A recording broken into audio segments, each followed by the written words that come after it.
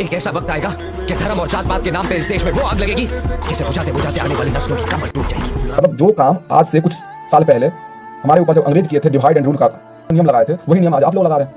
आपको बस राजनीति करना किसी भी तरीके से। पहले लोग धर्म के आधार पे कर रहे थे, आज भी हो रहे हैं। तुम हिंदू है ना? बजो ऐसा मत कीजिए। हिंदू मुस्लिम कोई बोलने की बात नहीं है। उसे पूजा में हम लोग जाता है, जाइए मत, जैसे तो आपका मर्जी है। नहीं, वो मना नहीं किया। उसके बाद जाति के आधार पर होना शुरू हो गया, भाषा के आधार पर हुआ ही।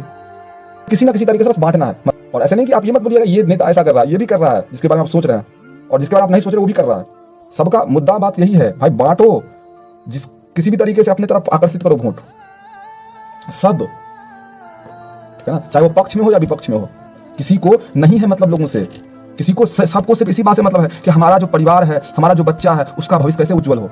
अगर ऐसे अमीर के बच्चे अच्छे क्लास में पढ़ते हैं, गरीब को बच्चे जमीन में बैठ के पढ़ते हैं। ऊपर से ताव लगता है, आसमान से धूप लगता है, नीचे से गर्म लगता है, बांसने से चींटी गिरता है, जमीन में बैठते हैं। जमीन पे बैठती हो जी। हमेशा इसी खेत में बैठ के पढ़ती हो? जी हमेशा नहीं सोचते तो वो अपने राज्य अपने देश के बारे में अच्छे से सोचते है ना, यहाँ का विकास कैसे हो इसके बारे में सोचते, वो यहाँ के लोगों को क्या क्या समस्या है उसके बारे में लोग सोचते, लेकिन सोचते हैं नहीं सोचते हैं। क्यों सोचेंगे? उनको पता है हमारा बच्चा का लाइफ सेट है यहाँ, नहीं तो दूसरे देश में।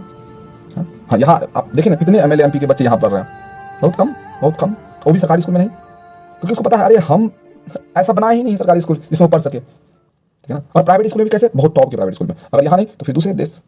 नहीं है ना, उनको विश्वास ही नहीं है। अगर विश्वास होता तो शायद अगर वो अगर अच्छा काम किए होते, लोगों के बारे में अगर सोचे होते, अगर ऐसा एजुकेशन सिस्टम बनाए हुए होते तो शायद उनके बच्चे भी आज इसी देश में पढ़ रहे होते। लेकिन नहीं, ऐसा नहीं है। क्यों नहीं है? क्योंकि उनका जो ये है इच्छा शक्ति वो है ही नहीं। इसीलिए तो ना हम चुन के ये सोच के भेजते हैं लोगों को कि वो हमारे बारे में बात करते हैं, वो कुछ और ही बात कर रहे होते हैं, उनका कुछ और ही समस्या चल रहा होता है। आप समझने जो इसमें देखिए, अगर आप इसको ना बहुत ही बेसिक तरीके से समझिएगा इस चीज़ को, तो आपको लगेगा कि गलती हमारा भी हुआ है। गलती हमारा यहाँ हुआ है कि हमने सही लोगों को प्रमोट नहीं किए।